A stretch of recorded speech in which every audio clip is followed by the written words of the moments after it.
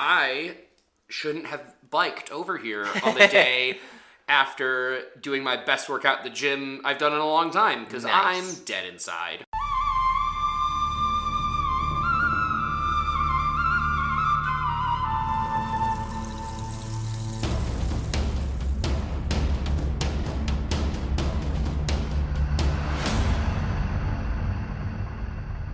Welcome to the Survivor Turning Back Time podcast, the only Survivor podcast that is not a ripoff of Legends of the Hidden Temple. I swear it's not. I am your host, Stephen Levine, with my co-host, Jared Sheldon. Jared, talk to me. I am starting to think I need to watch Legends of the Hidden Temple again with the number of times that you've referenced it. Watched it as a kid, but haven't watched it since. Hey, it's on Paramount Plus. Of course it is. Yeah. Will they also spoil things for me in the episode descriptions? I don't know what an episode description of Legend of the Hidden Temple would be. On this one, they run away from a rock. They do a thing. I don't know. We traumatize young children with temple guards that pop out of nowhere. Oh no. Yeah. You reminded me. Yeah. I think that was my first jump scare. It's terrifying. Especially, I don't know. I watched that when I was quite young, and it's not a subtle jump out. It's ha, and I grab them and pull them away. Horrifying. Have you watched Nathan For You? No. Do you like cringe humor? No. I know. So you would not like Nathan For You, but I'm still going to try to get you to watch it. Okay. Basically, it's a guy that commits to the bit too hard. That's the entire premise of the show. So it was on Comedy Central in the early 2010s. I want to say 2010 through 2014. And it's run by the host Nathan Fielder, and his whole thing is he graduated from Canada's top business school with kind of good grades. And he's going to turn your small business around. We're going to fix you. Yep. And he has one where they have a haunted house. And he's like, well, you know what makes it really scary? We got to get it in the news for some controversy. So we need to get sued. And the owner's like, no, I don't want to do that. And he does it anyway. So he basically convinces them, they have them go through the guy's haunted house, the failing haunted house. And one of the actors touches them. And then at the end, they're like, hey, just need to check something. Did you touch this person? And then convince them they have a very communicable disease. And commit so hard, takes them to the hospital in an ambulance. Oh my god! They're in a quarantine tent with people, and he's acting his face off, being like, "Wait, no! If you're in those suits, that means we have it too!" And freaking out, and then takes them outside the tent, and it says, "Haunted house exit." And they have a lawyer there who's like, "Hi, I'm here in case you want to sue them for what they just did to you." That's pretty good. I'll take that. For some reason, grabbing people. That's what made me think of it. Yeah. I mean, we brought it back around. It's fine.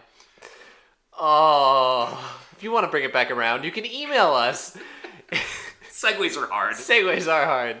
Email us, survivortbt@gmail.com. Message us on Twitter, @survivortbt, Reddit, u/survivortbt. Getting better at it. Yeah. Yeah. And you didn't stare me dead in the eyes this time. I did that on purpose.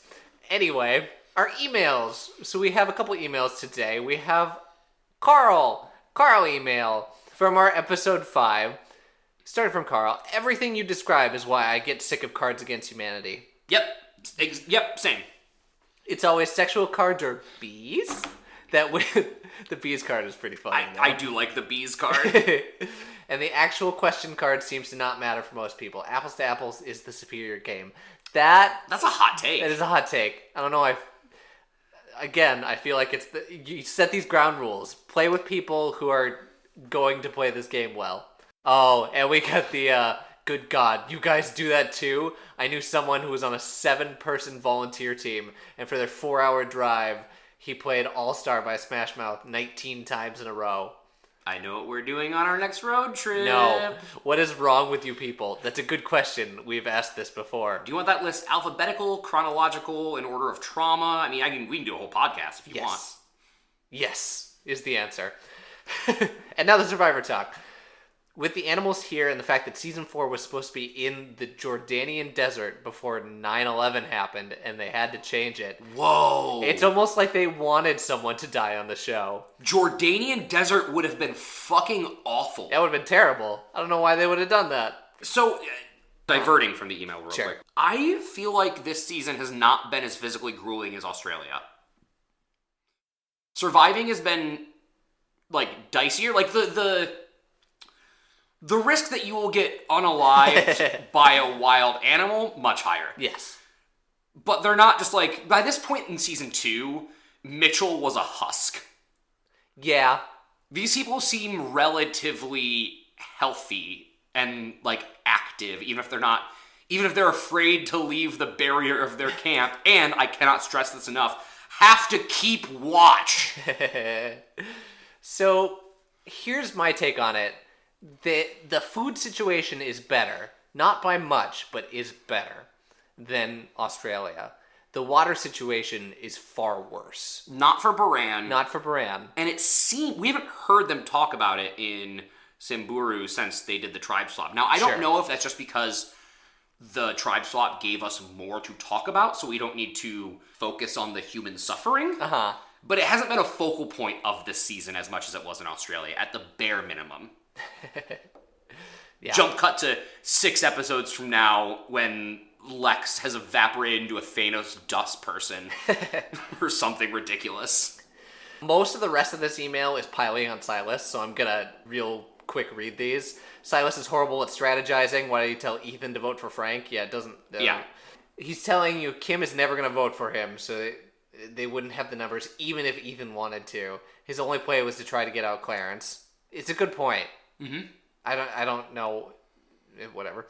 Scrambling, panicking. That's all it was. Absolutely. And the absolutely funny and obvious tone of, hey, Ethan, let's go get firewood. Oh my god. Surprised he didn't use finger quotes to get firewood. Yeah, we didn't even talk about that. And Ethan's kind of laughing in Silas's face as he's trying to strategize.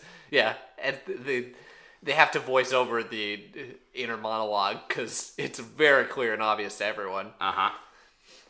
And want to give Clarence props, but not sure he was playing Silas intentionally, at least not at first.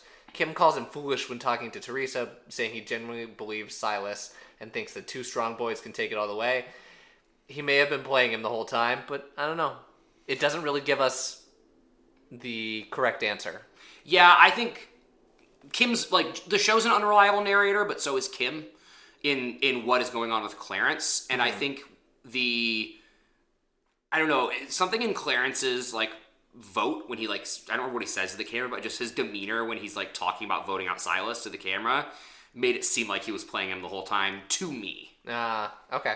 And then finally, in our reveal the sex crimes prior or when they get voted off, votes for the Silas reveal better than the Scoopin' reveal. Interesting. I think it's better to not have that cloud hanging over a character for the whole season, but that way you can watch it for the first time, or less the way everyone else did when it first came out, minus the whole Paramount Plus incompetence. Wow, yeah. I am a little nervous that we get someone that I really like, or that you really like, and you didn't know that they had committed horrible, horrible sex crimes. But we'll yeah, okay, I'm glad to have that feedback. Yeah. Keep anyone out there, feel free to keep telling us these things. And, like, why does this have to be a thing? Yeah. And then I have another email from Josh, and I'm going to save this one for after our vote, because it has good post-show information. Great. Because it's funny.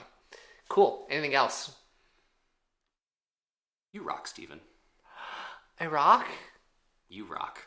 Thanks. Bumper.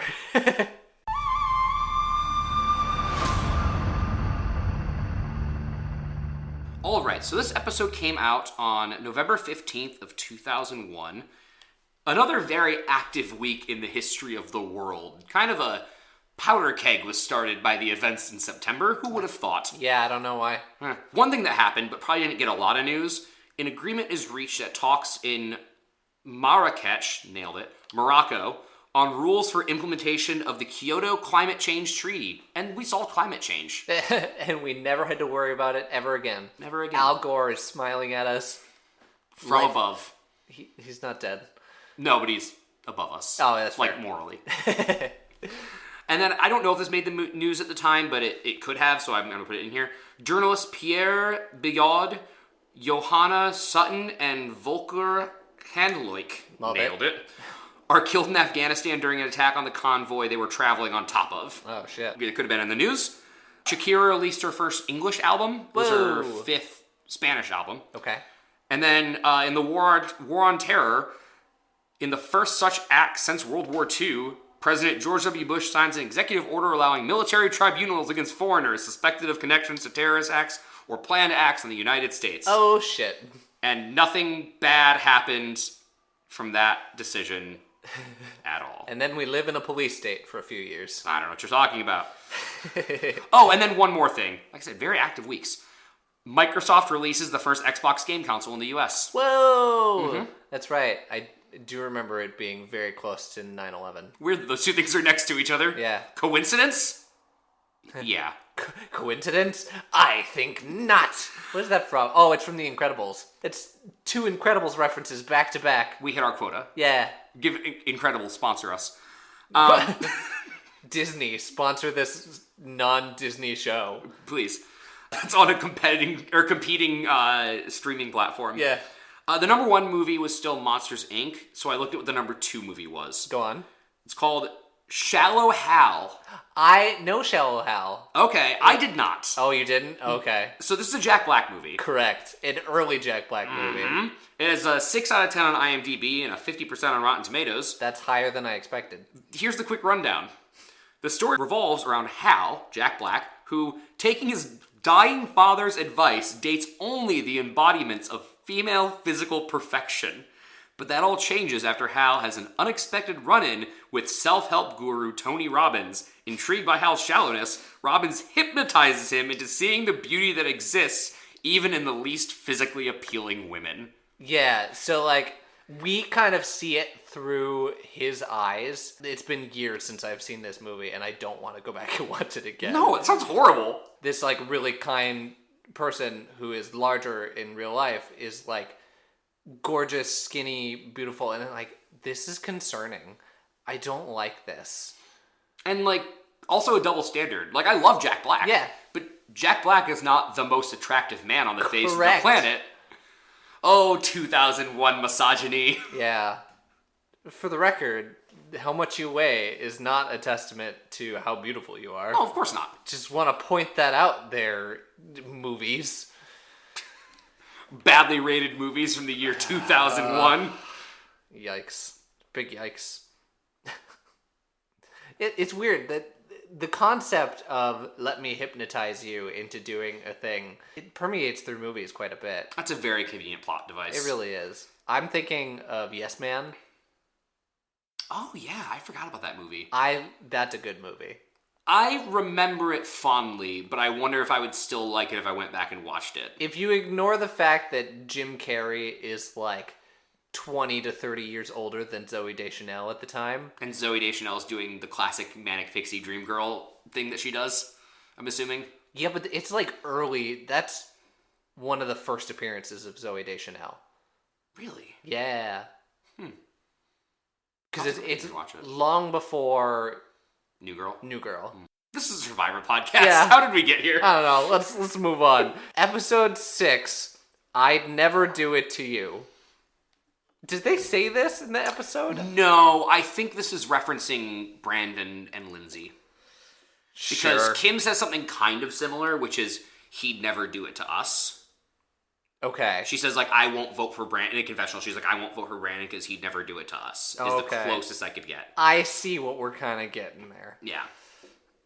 It's It's a stretch. It's a stretch. We open the episode. We are talking merge. We're in Baran. Everyone's concerned about the merge. Or is there a merge coming soon? We don't know. Which at the end of last episode, I didn't understand why that was a big deal. Uh-huh. I was like, you guys have a pretty consolidated tribe. Mm-hmm. Like, if something happens, you guys lose immunity, you could just I mean, you don't want to get rid of anyone there, but you have options, and you Sure. guys will still stay strong. But they budgeted their food to make the merge. Whoops. Yeah. I don't understand why Survivor would not tell them, like, food-wise, they need to have a plan for rationing.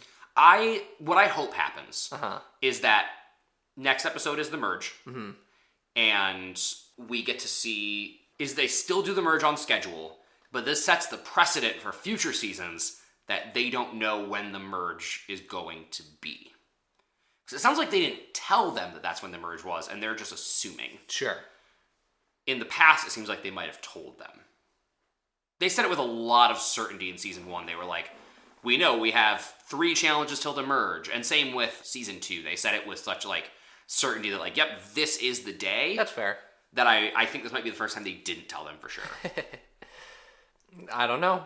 Maybe they just want to pull a fast one. And we've seen, especially in season 2, but they're all hungry. You know, they're not getting large quantities of food. So clearly they're not supposed to preserve these food rations through the end of the game. These are only supposed to make them to the merge. So what you're saying, yeah, they can't be like, oh, we're changing the date.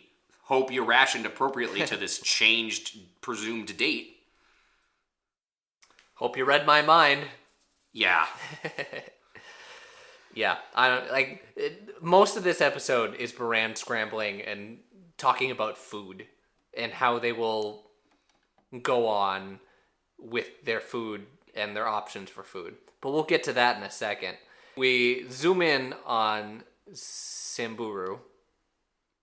I almost said Sambuku because of Tom. I cannot believe you, Tom. We zoom in on Samburu, and our first narrative of the episode for them is the night watches are clearly uneven. Yeah. That Lex and Tom got tagged in for a shift, but ended up having to stay up for 5 hours. Absurd. These poor Baran members on Samburu. Yeah. Which sucks. I actually like the 3 Samburu young people that are... Like, I like them from a game perspective. Sure. This feels like the first season of Survivor. This feels like what I thought the first season was going to be. Okay. The gameplay is messy, Yep. but there's gameplay. Sure. And those 3 are the closest we've gotten so far to a modern Survivor player. Minus the being so incredibly lazy that their tribe is falling apart. Yeah. And a lot of it is that conversation of, oh my god, they're so lazy. Just like, we can't continue to pull their weight. We're going to fall apart. But then everyone wakes up and we're talking about, hey, I wonder what happened at Tribal. Who went home? We won't find out until the challenge. I love their guesses. Yeah, remind me of their guesses. Lex and Tom and Kelly were worried that it was Kim. Mm-hmm. And I think they were thinking it was Frank. Yeah, I think they thought it was Frank. Because they figured that Silas flipped and that the other 3 Baran members voted for Frank because the other Samburu members were talking about how much Frank is a problem starter and how shitty Frank is, and they took them at their word. Yeah. And so they talk about that for a little while, and then it bleeds into, okay, well, but here it's 3-3, and it's a very clear split. So we have to hide our votes. They're still talking about, okay, maybe Brandon can take the heat and hide the fact that Lindsay has votes on her. Yeah. And then we go over to Baran. And again, it's food. It's all food. We're talking about chickens. We're talking about chickens, baby. We really haven't addressed the chickens. I mean, it's been a couple days since they got the chickens. Yeah. Side note, Clarence, I get it. You're a big guy. You need more calories than everyone else, and you're probably feeling it harder than everyone else. Yeah, those muscles, man. Mm-hmm. That being said, do you remember why you were in hot water with your tribe? Maybe you shouldn't threaten to kill the chickens when they're not looking. Yeah. It's all in good fun. Nobody seems to be bitter about it. But, hey, maybe don't put that in the front of their mind. Got a good point. Clarence needs food. Clarence needs food bad. He has a whole aside talking about how he just constantly thinks about food. It's in his dreams. It's in his thoughts. He just is waiting for that next time he has food. And again, I get it. But we have these chickens. They're in a coop. They're supposed to be laying eggs, but they're not laying eggs. Stressed chickens don't lay eggs. Yeah. Like, maybe I only know that or believe that. I could be wrong. I've never looked it up. But from my friend who lived on a farm. But I'm pretty sure that stressed chickens don't lay eggs. And we see Frank does a really good job later in the episode of giving them more space. And they lay an egg. Yeah. Well, eventually. Eventually, yes. Currently, there are no eggs to be had. No. And then they take out the manual. They had the manual? They had the manual the whole time. So, Carl wasn't studying the manual? Nah. Or he was just bad at studying the manual. But I think he just has such an ego, he's like, I know it. But the reason the manual comes out is because the reward challenge shows up, and it's pretty clear that it's going to be trivia. Mm-hmm. So, this is where my not cold open, this is where my intro bit comes into play. This is full-on Legends of the Hidden Temple. Do you remember anything about Legends of the Hidden Temple? I remember the crazy obstacle course, but that's pretty much it. So, it's broken down into 3 sections. There's always a cross a moat game.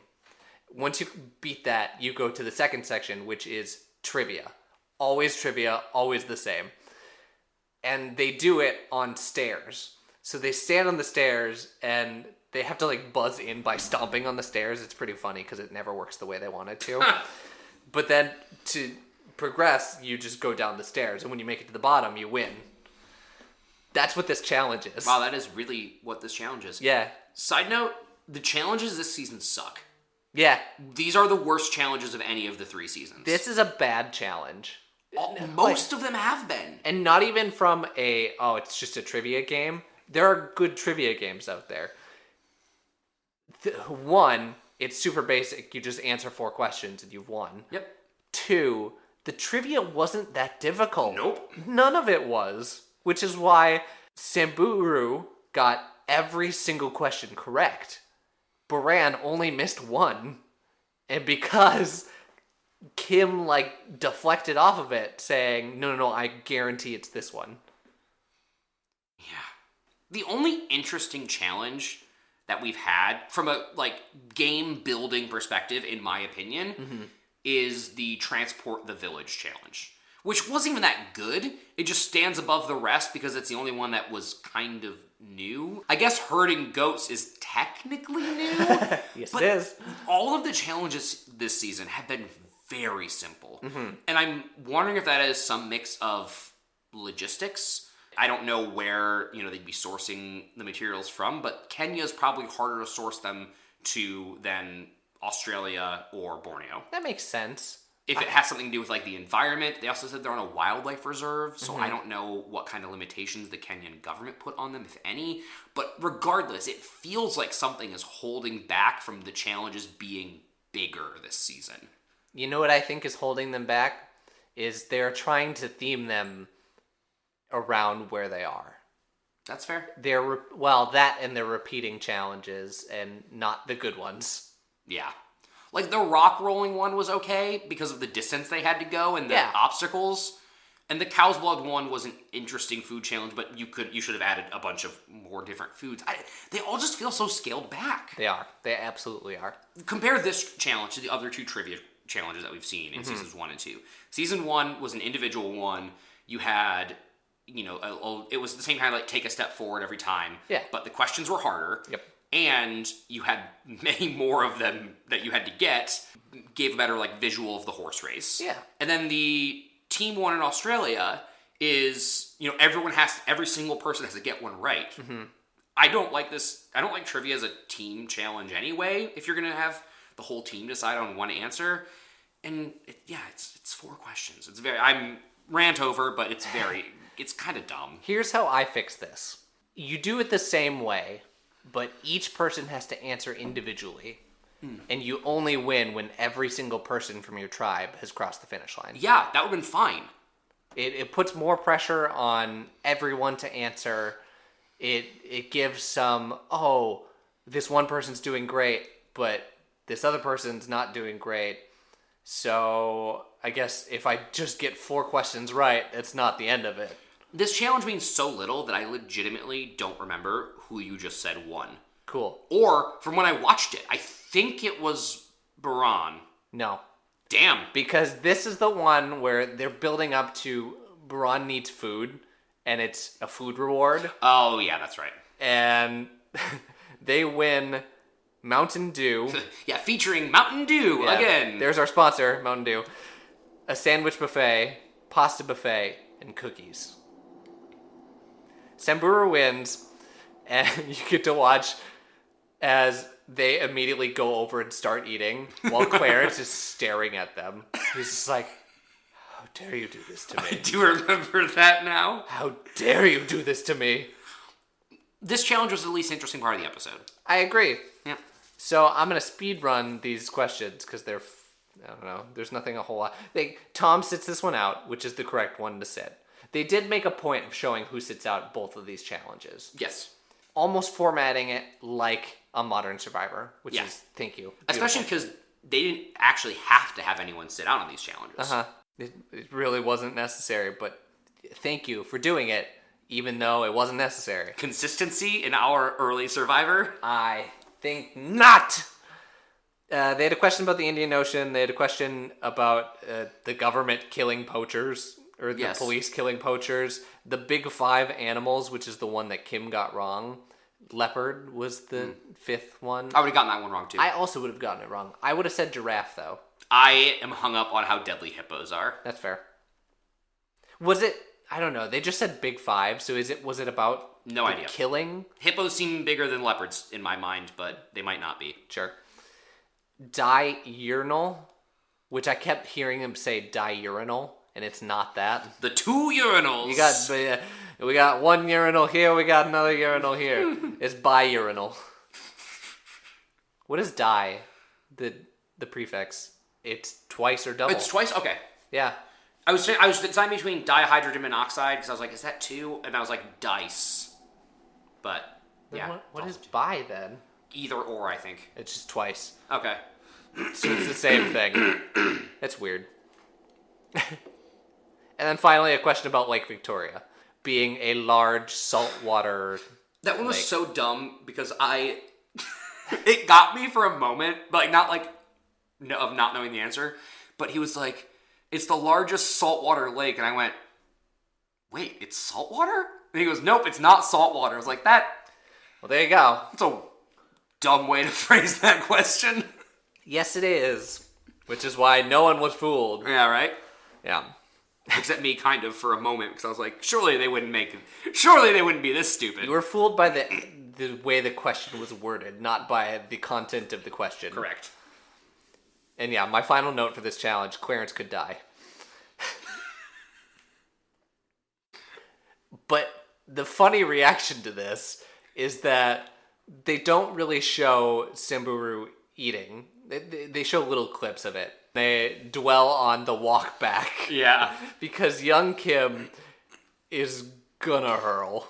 Young Kim looks like a pregnant woman. Yeah. Trying to walk. It's just every step it's like, I'm gonna throw up. I can't keep this down.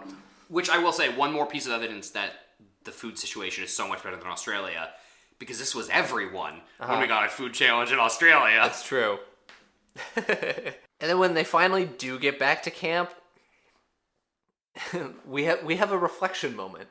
Lindsay reflects on her poor sportsmanship, because they realized that it was Silas. There was a moment right before the challenge where Lindsay walks in and they're like, it's Silas. Silas is gone. They kept a good game face. Yeah. The young people pretended like it didn't shock them.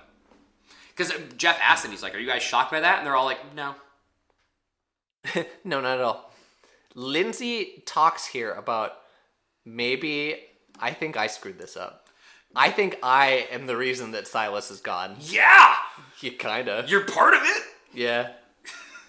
Maybe I shouldn't have gloated so hard. I wonder if this is, maybe not the moment, but at least one of the moments that starts to pull back people from being the leaders, from trying to be such vocal domineering leaders. This is really the first time we see somebody out in front get punished for it. Rich did it, he won. Colby did it, and he got second by 1 vote. Yeah. So Silas did it, and they did a tribe swap, and he went home. I'm not going to say that because I know it's not true. Well, there will be so many domineering people. Yes, but I'm hoping this is, or maybe not even hoping. I don't really care either way. It's good television. But I'm wondering if this is one of the things that starts that snowball, where maybe there's people that don't go. There's always going to be people with egos, but people that don't go as hard as they would. I mean, that's unknowable, but sure, interesting. You're going to have to wait a while because I have specific seasons and episodes and people who will just absolutely dominate the game. Okay. So you get ready for that. Good. And actually, now that I think about that, it just continues. It doesn't always work, but every once in a while it works, and I don't know how. Yeah, I guess. Okay, yeah, we'll talk about those people when we get to them. Cool. Because there's domination can mean a lot of different things. And Silas was a tyrant. Silas and Lindsay were tyrants. Yes. I don't know that works very often anywhere. Yeah. Rich was a little bit of a tyrant. A little bit. Not this bad. No. God, no. We have a quick pit stop at Baran where we get the ultimatum. 1 egg or the chicken dies. I love these types of scenes in Survivor. Why? It's so fun to not see them always talking about the game, because then when they are talking about the game, eventually, unless Clarence wins, when he goes home, he's been humanized. Yeah. I've enjoyed watching him, and I've enjoyed watching him and the rest of the tribe, and I know that when they eventually pull the trigger on him, or he wins, then, that was hard for them to do. I like it better when they have these fun moments, basically. Yeah, you gotta mix it in there. And when we get to Clarence's Where Are They Now, regardless whether he gets voted off or wins, I hope we learned that he did become a food critic. Talk about that, because it happened very soon. Oh, yeah. I was like, talk about his Where Are They Now? He's still on the show. Talk about his food critic. Yeah, so he's just craving so much food, and he just walks around the camp saying, when I get out of here, I'm going to redevote my life. I'm going to be a food critic. And not those fancy, crappy restaurants. No. I'm going to be a meat and potatoes food critic.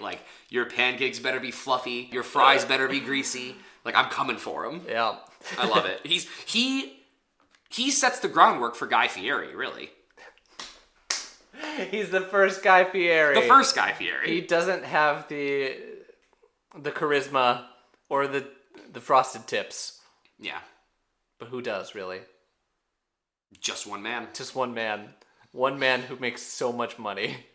I know celebrities do come on Survivor. Uh-huh. I hope Guy Fieri comes on Survivor. He will not come on Survivor. Dang it. At least, not yet. I don't know why he would. I don't know why he would. I don't know. He give food reviews of the bugs and the coconuts. I worked on a cruise ship.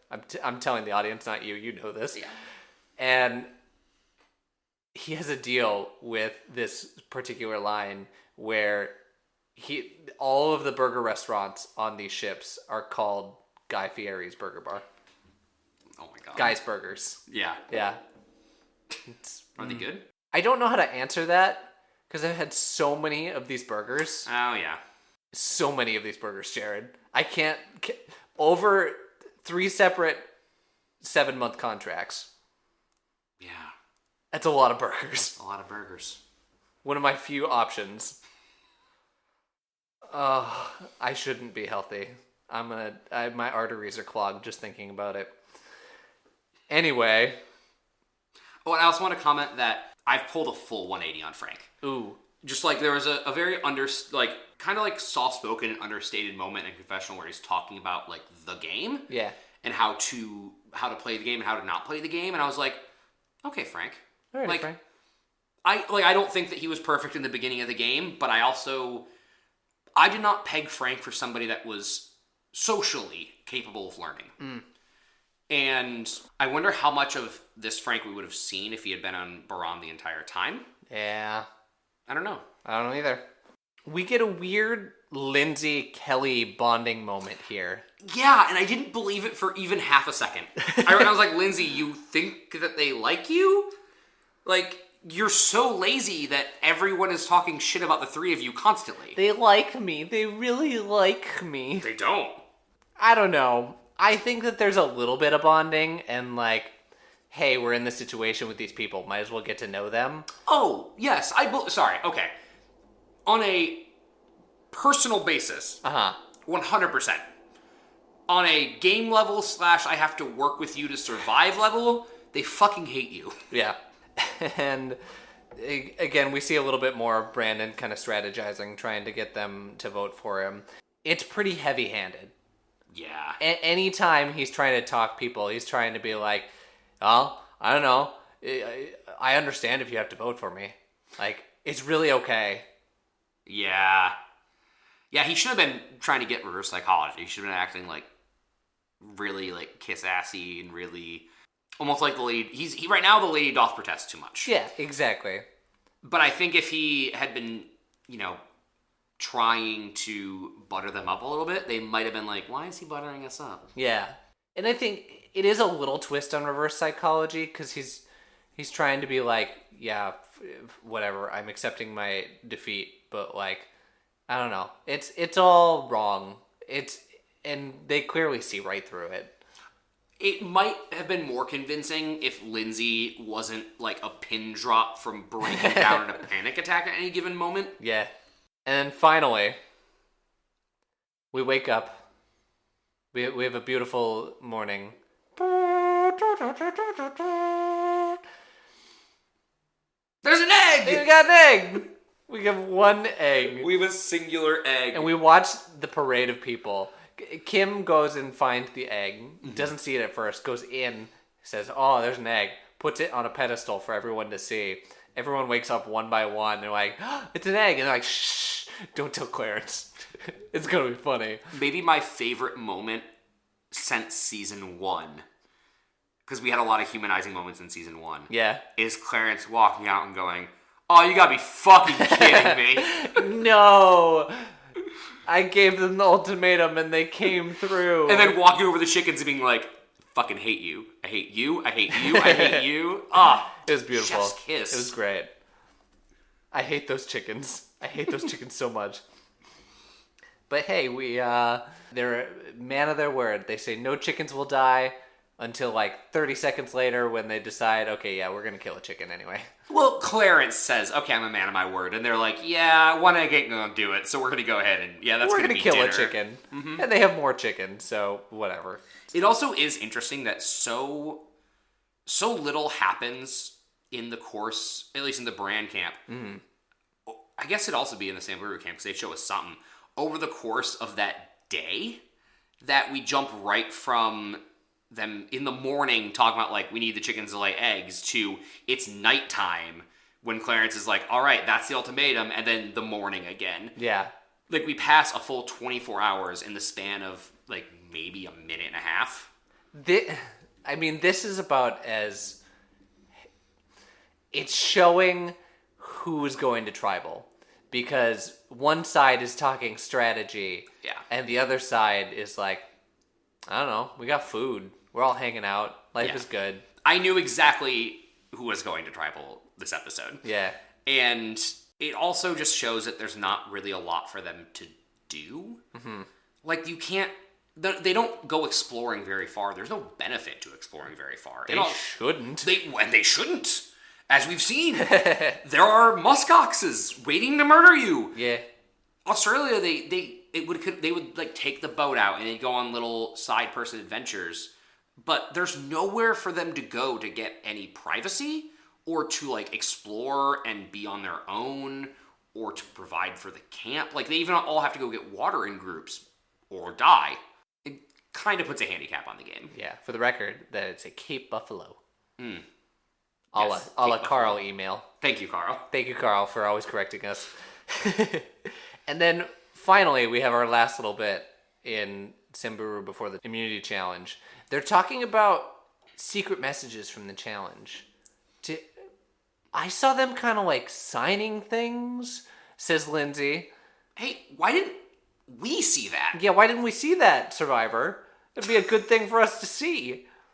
They're talking about, yeah, I think I saw them, like, trying to say Lindsay. Just give an L Yeah. with their hand for Lindsay. And maybe a sign language B. I don't know sign language, says Lindsay. They were holding up 4 votes. That's exactly what they were doing. Mm-hmm. Yeah, Lindsay, 4. Yep. Which, it sounds easier once you know the information, but we've played code names. We know this. We know how this goes. But again, we should be seeing this Survivor. That's if you're telling them they can't talk about this in the challenges, which they shouldn't be able to. Yeah. But if there's no rule about signing, moves to say. Also, like, how do you punish them? yeah, I don't know. Like, even if they did just shout it, like, how do you punish them? Take away their chickens. Yeah, that's fair. The Jeff giveth, the Jeff taketh away. Oh no, the bait that will attract lions to our camp. Shit. Our immunity challenge. The archery challenge. This challenge was alright. So, they structured it better. It's better than the other archery challenge we've had. It's better than the spear challenge we've had. I like it better than the boomerang challenge. Yeah. It's structured better. I don't know why we needed to light the arrows on fire. That seemed like a bad call. I disagree. Brandon almost lit himself on fire like 4 times. That is correct. And I digress. I think this was fun. We have a whole montage of Frank teaching the Baran tribe how to shoot arrows. Yes. And showing how good of a teacher and how patient Frank is. And how bad they are at shooting the bows. Oh, so bad. Now, these bows did look harder than, like, normal bows. These seemed like you didn't pull the string back very far, or it seemed very taut. It's taut because it's not like a compound bow. Well, sure. Where it doesn't have that moment where it flexes over into a stable position. It just has to bend as far back as it can, or it's gonna snap. Yeah, but I've fired, like, you know, just regular nylon non-compound bows, and you still pull it back like 3 feet or so. Yeah. These are being pulled back like a foot, and then those things just fly. Yeah. So this thing was tight as hell. And hard. God damn it. Says Tom. Said yes. And looked incredibly hard to aim. Yes, absolutely. Which I'm glad they got time to practice this because it does. It looks very hard to aim. And we got a good Frank quote. Frank quote of the episode. Ooh, what is say it? I think it was old Kim that is trying to fire the bow. It's the first one that Frank is teaching, and she pulls it back like an inch, and then it just like falls to the ground, and Frank just stares blankly and goes, "Okay, that's a start." Yeah. Okay. His reaction was perfect. Yeah. So the challenge, they have to hit 5 targets. Each one is a little bit further back. And they have flaming arrows, because sure, why not? Why not? I will say, though, the effect when they hit the target and the whole thing immediately lights up with, like, fireworks, essentially. It was pretty cool. It was pretty cool. Better than I should give them credit for. I mean, it was definitely rigged to do that. Yes. That fire, this is why I said they didn't need the fire arrows. That fire from the arrows is not what was catching that on fire. There was definitely somebody, like, hitting a switch. So just fire a regular arrow. Don't burn, don't scoop in Brandon. No, we have to let the effect happen, Jared. They just haven't days since the last horrific burn sign hanging at camp. It has been 0 days since the last horrific burn. So, in this challenge, Samburu jumps out to an early lead. And it kind of keeps going, Samburu, ketchup. Samburu, Baran. I know, I said ketchup weird, but whatever. I stand by my point. Switching them was the thing that threw me for a loop. Yes. I wanna read to you who hit these targets, just to really drive it home. Okay, I just, without looking at your list, Yep. because I did not keep tally. Sure. It feels like the top 3, no, the top 2, who got most all of them, would have been Lex and Ethan. Yes. Yeah, Lex was really good at this. Lex is very good at this. Lex hit 2 of them. Ethan hit 3 of them. Lindsay hit the first one, the close one. Yep. Clarence hit the first one, which was the close one. The one that kind of shocked me, Old Kim hit the 4th one. Yeah. Frank didn't hit any of them, for the record. Those who cannot do, teach. Yes. But again, Baran fell behind. In the moment of most pressure, they came through. So I thought that was kind of cool. Also, Lex was firing it for a kill shot. Lex's form was really, that's why I want to bring it up again. It was really cool. He would hold it sideways and at his hip and lean back and use his body weight. He was firing it like not a trebuchet, ballista. Okay. You could have gone like crossbow. Well, yeah, but I was thinking or almost like a slingshot, like pulling it all the way back, but he's yeah. Can we talk about how bad Brandon was at firing this arrow? I mean, I've mentioned several times how he tried to catch himself on fire. He would put it in, he would let it go, and I want to say 3 of the 4 times it showed him firing this thing, it just fell to his feet. That's pathetic. It's really bad. It was a bad showing. Firing arrows are hard. Like, it's not a traditional bow. You're going to be struggling sometimes. You're going to have mistake fires. To do it almost every single time. You're going to have mistake fires, but he almost set a mistake fire. He could have been the mistake fire. Maybe the real mistake fires were the friends we made along the way. Ah, there you go. So and yes. I wrote down the moment this challenge was done. Well, that means Lindsay's gone. Which I actually for a moment was wondering if she wouldn't be, but we'll get there. Yeah. Well, I mean, really, there's not... We go back and we redo what we've been doing this entire episode of, okay, now we need to really sell it that Brandon needs to be the one who had the votes. Mm-hmm. Brandon's the one who's in danger. And then they have this moment where the 3 young people, the Young Alliance, is like talking about this and trying to protect Lindsay's ass. But Brandon talks at full volume about how they need to protect Lindsay. And the other team hears it. So this is 90% on them. But I think this is half because they're lazy and didn't want to leave the camp. And half because you don't ever leave the camp unless you need, we joke about Silas being like, hey, Ethan, want to get some firewood? Because it's so obvious. You're trapped inside this barrier to keep the wildlife out. The only reason you leave it is to go do a thing that the entire group can do or talk. Yeah. I don't know why. They know where the battle lines are drawn. Lex straight up approaches them and goes, hey, I hope... Or Brandon and Lex have a conversation where they're basically saying, hey, just want you guys to know that, we really like you. Sorry that this is going to have to be one of us going home. Yeah. So they should have just gone off and talked somewhere else, but at the same time, it's just such a habit to not ever leave camp. It's incredibly stupid. It's incredibly stupid to not leave camp, but also, you're locked in. Just, don't put yourself at risk. Don't talk about it. Yeah, what do you have to talk about at this point? You know what you have to do. Ah! So yeah, Kelly hears. Kelly immediately tells the other 2. It's... That lost it. Brandon fucked over Lindsay. Yeah, I think they already knew anyway with the sign language. Sure, but that was the nail in the coffin. It was. I will say, it's interesting how far we've come. And I'm going to segue this into Lindsay has an idea, because Lindsay's like, I'm going home. Uh-huh. Or Brandon's going home. I can flip sides. Yes. In just the matter of 2 seasons, from season 1 to season 3, where the question in season 1 was, are alliances okay? Yeah. And most of America said no. To now, Lindsay openly being like, do I stab this person in the back?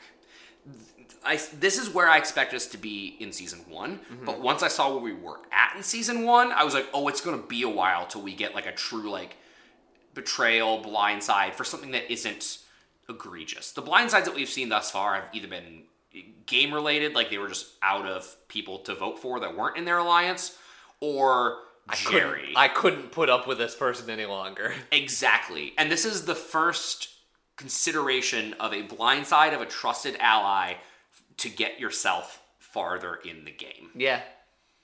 Doesn't happen. Yeah, but in the end, she takes the quote-unquote moral high ground and doesn't do it. Mm-hmm. Kept her... What did she say? Dignity. I'm leaving with pride. Anyway, we're jumping ahead. Yeah. Tribal, the pre-tribal talk is nothing. This is just speed through because we have a lot more tribal to get to in this episode. Yep. We have a tie. Tom and Lizzie tie, and Lindsay immediately stands up, and Jeff has to be like, where are you going? Yeah. Sit your ass down. He hadn't even read the last vote yet. Yeah.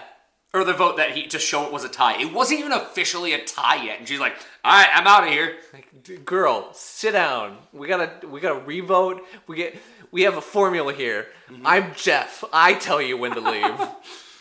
I'm the one who knocks. Yeah, we get to the tie. Lindsay and Tom tie. And then they have to do their speech. I want this stupid fucking tiebreaker to go away already. I had known because of a comment that somebody says in season, I think it's 42, where they're talking. Somebody's going apeshit about the fact that they got a vote, and somebody comments in the confessional that like, it's not. I think he actually says Africa. He's like, it's not Africa anymore. It doesn't matter. It doesn't matter if you get one vote. Exactly. Yeah, your previous votes don't matter.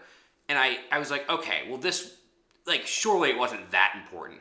It's been so important. Yeah. Because tribal lines have, up until the tribe swap, have been so drawn in stone. And, like, so many ties. Yeah. It's absurd. I really hope this is the last season, but I think it's probably not with this stupid tiebreaker. I will say nothing. Yeah. So, Tom's "Hey, don't vote me out" speech was just, I am Tom. I am who I am. It's what you get. Yeah. Thank you. And Lindsay's was, it was so existential, like, none of this really matters. I could have voted for Brandon to save myself. I thought about it, but I didn't do it. Well, I wouldn't even saved herself. I actually made her go home sooner. Correct. But I liked her speech. Yeah. I liked that she confessed that, and it looked like Brandon looked devastated. Did he? Or, I don't know, like, mad. He closed himself off. I guess I can't read what he was actually feeling because he didn't look her direction like the whole rest of the tribal. He didn't really look at anyone else, or like he was like turned away from the camera. Sure. So I don't know if he was just trying to, like, if he was obviously surprised. I don't know if he was maybe just calculating, if it made him really sad that he almost got betrayed. I think probably mixed emotions. I think it could have been more that he knows his friend, and really his ticket to $1 million is walking away. Yeah. And there's nothing he can do about it at this point. It's true. Yeah. So yeah, Lindsay goes home. I expect we'll open next episode with Brandon talking about this moment. That's probably true. Yeah. There are a lot of big hugs at this, though. Mm-hmm. They did. They genuinely liked each other, minus the lazy factor. Yeah. Yeah, I and this is where I also say that, like, I've come around on the boomers, but the boomers weren't perfect either. Like, Lex and Tom and Kelly are also frustrated with the way this is. Yeah. But they're not being shitty about it.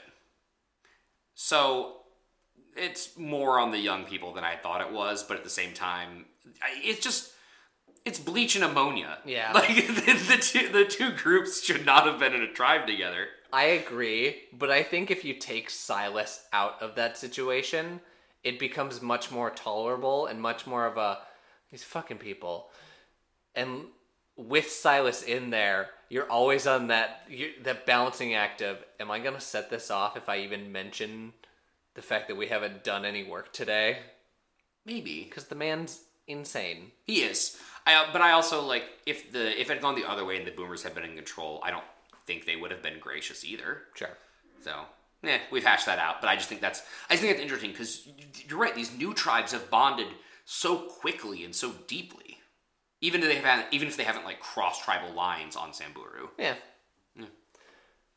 Your protagonist of the episode. This one is Lindsay. Okay. She's the one who goes home, but she, her and Brandon kind of gets the co-pilot role of this. Yeah, I mean, she tries to get control of her own destiny. It's really the story of her. It's a Greek tragedy, like her trying and failing to keep herself under control and, having a temptation for power that wasn't actually there, but she thought it could be. And, deciding to stay on the good and righteous path and all of that. It's a very interesting arc for her in this episode. Yeah. I'm going to also throw in the B-plot protagonist of Clarence and the chicken. Yes. No, the chickens were the B-plot protagonist. How do you think Lindsay does on A Modern Survivor? I actually think a lot better. I think that Lindsay, yep. and Brandon are almost prototypical modern day Survivor players. Minus the lazy factor, which who knows what that looks like because they don't have to suffer and die in Fiji. They're constantly thinking about, like, how do we, what's the next big play? Lindsay has the idea out of nowhere to try to save her own ass to turn on Brandon.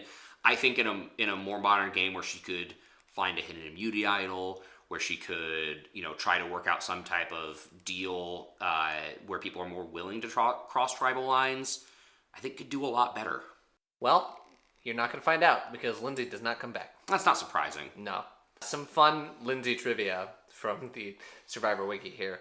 Lindsay is the only person to date to attempt to leave tribal council and be ordered to sit back down by Jeff. That's silly. That's hilarious. First contestant from Oregon. That's fun. Okay. Some post-Survivor world. Lindsay, from her Instagram, is like leading a mountain biking campaign for specifically women. Cool. Ladies all ride mountain bike skills, inspiring women to face fears, gain skills, and have fun on mountain bikes, which is kind of cool. Also, the fact that she's like 48 and still doing this. Yeah. That's really impressive. Hasn't raped anyone. So that's good, that we know of. You got a good point here. I can't argue with that. This is where I want to pull back into Josh's email. Uh-huh. Josh points out that Lindsay appears in the Eminem music video Without Me as herself. What? So it's real brief. This whole music video is all over the place. It's him showing up as Robin from Batman and Robin. It's him being so many things. Go watch this music video if you haven't in a while. But there's a brief hint to Survivor. I'm sorry, I'm turning the monitor to Jared, where it's her, and then who is this other person? Jenna also appears there from season 1. Yeah, hilarious. And then him just standing on the log. They just appear as themselves in this, doing a fake challenge for 5 seconds, and then they're gone. Really funny. Oh, also, apparently, Kelly, young Kim, and Jesse live together after the show. Oh. Yeah. Okay. That's fun. Like, where? I don't know. I'm guessing LA. That's probably a good guess. Yeah, and then there's a whole nother interview that I won't get too into, but I want to acknowledge that I did go in there, and thank you, Josh. That was good stuff. Any final thoughts? Life is soup and I am fork. Bumper.